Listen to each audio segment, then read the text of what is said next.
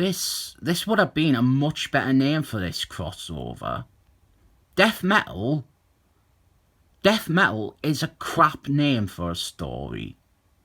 This is some more of Zack Snyder's Death Metal crossover, and this one actually bothers to bring a plot this week. It is very encouraging that stuff finally starts happening in this story in a spin-off one-shot rather than our in the main series. We open with a flashback to the original Christmas on Infinite Earth series. That is nice to see. And then we also have, this is Infinite Christmas, and our here is Final Christmas. And here is a fun fact for you. I have not read all of either of these two stories. Also, we're just not counting 0 hours Christmas in Time. That one, it doesn't count. I don't know why. It's from the 90s. That is probably why.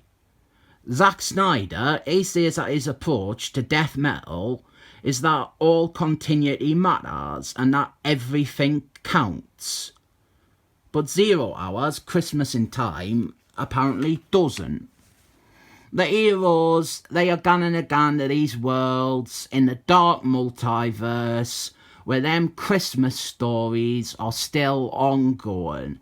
And they are going to harness all the cosmic energy from them and use it to strike back and save their world from the grips of the evil cosmic bad guys.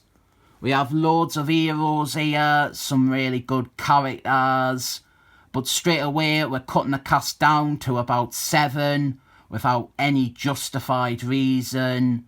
So we're not gonna get to see Miracle Man do anything. We're not gonna get to see Black Light Man do anything. We're not gonna get to see Orkin Girl do anything. Instead, this awful Staryu character, Batman's adopted alien pet, who is the offspring of Stormy. This stupid character is going to be a featured player here, whereas the heroes you might actually like, probably or not. Basically, Superman, Wonder Woman and Batman, they are gunning off on a quest, and they are bringing along with them Josh Brolin, Man-Thing, the stupid Staryu pet, and then Harlequin. God, I really would love a story somewhere to explain why Wonder Woman and Batman and all the other heroes suddenly trust Harlequin, or why Harlequin is on their side. If only we got one in one of them anthology books, instead of wasting our time with another unfunny Looney Tunes style comedy story with Harlequin. We have a decent bit here with Man-Thing, and we also have, this is still that bit with Man-Thing, but we have a nice character bit with Harlequin and Josh Brolin, which is immediately ruined with a crap joke following it, and then it is ruined some more by the arrival of a bunch of evil Batmen from the multiverse. These are alternate versions of Batman who are evil. They are just Batman mixed with something else. Also, the central page of this comic is loose at the top staple, and that really annoys us because it is a new comic. It was already loose before I had even read it. Our shitty Batman here include, fucking hell, Batman, who is also Batman's mother. I am whizzing through this comic. There is something annoying about it, which is when you finally sit up and gone, yeah, okay, you have got me. You have set up a story, so now I am ready for you to tell it. Well, that is exactly when the comic ends. The evil Bat God from Metal Dark Knight, that shows up, and it is very quickly dismissed because it doesn't factor into these plots anymore. Then we get to Batman, who is a Robert, and if you thought that this character was going to be a Mary Sue, then you were completely right.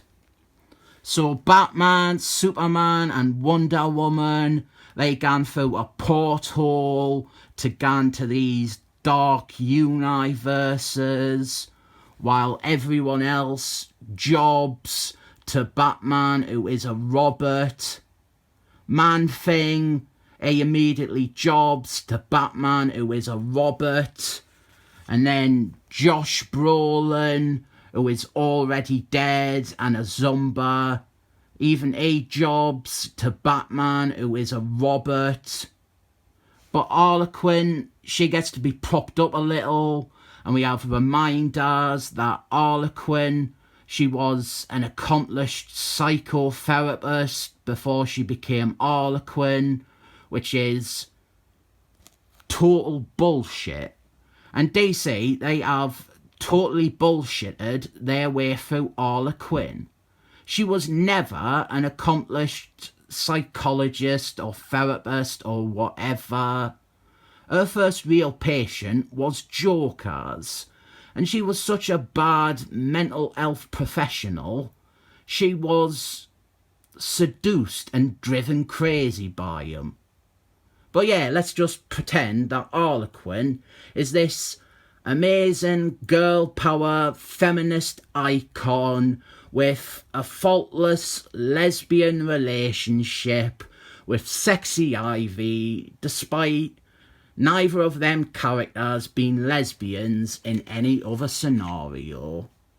So the three heroes, Superman, Batman and Wonder Woman, they go to these alternate worlds, except in these realities they lost the big crossover. Like here, Batman, he goes to a world during Christmas on Infinite Earths, except the heroes lost and Uncle Monitor won. And then after this we have Superman, who goes to Final Christmas, and this time Darkseid won, and he grew some terrible tusks in the process. Does anyone want us to look at them 2 issues of Final Christmas I have? I couldn't follow it.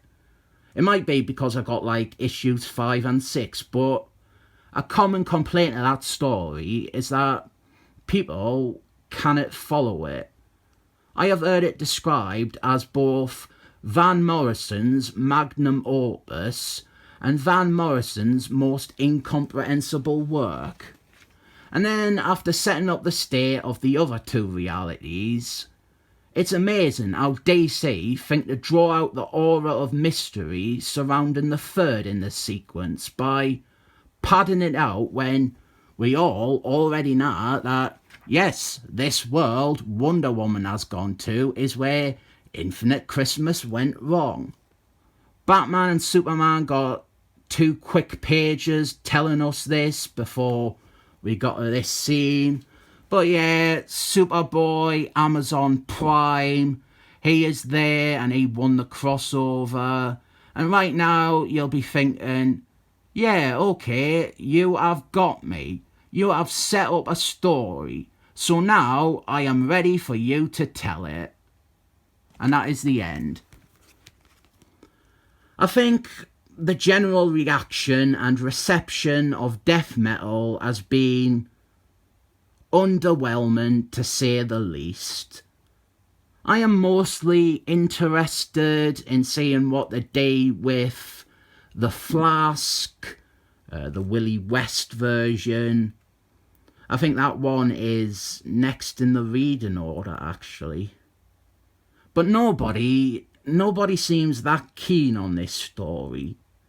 Like when I reviewed one issue of Doomsday Cocks, there was this crazy person who kept commenting on it, calling us a trash face for not saying that the issue is absolutely brilliant and the best comic ever done, when I actually did say it was the best issue I had read of Doomsday Cocks.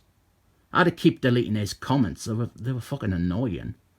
Nobody has shown up and defended death metal. That's not even saying that I think it's bad or terrible. I think it has been incredibly mismanaged and poorly planned. I think Zack Snyder and Greg Batman, they have an idea, but it has been stretched thin, or addendums have been put onto it, and we have this core mini-series where nothing is happening. And then these spin-offs, which are either meaningless drivel, like them anthology books I reviewed, or they are what really should be part of the core mini-series, like this issue. This is more important to the overall story than the first 3 issues of the main series are. Death metal is confusing us, but I am hoping that it is uphill from here. I rate this issue 7 thumbs up, and now I need to go and have a big poo on the toilet. Oh, by the way, jobbing, when I said so-and-so is jobbing to Batman who is a Robert, that is a wrestling thing. I didn't watch or like wrestling. I've never liked wrestling, but it is a good term to be applied to comics. A jobber is someone who is only there to lose to someone else. It is similar to this thing called the Worf effect. Basically, we have this new character, Batman who is a Robert, so we bring in established characters just to have them lose to Batman who is a Robert. They are jobbing. They are jobbers. I have explained this and will likely never refer to jobbing ever again.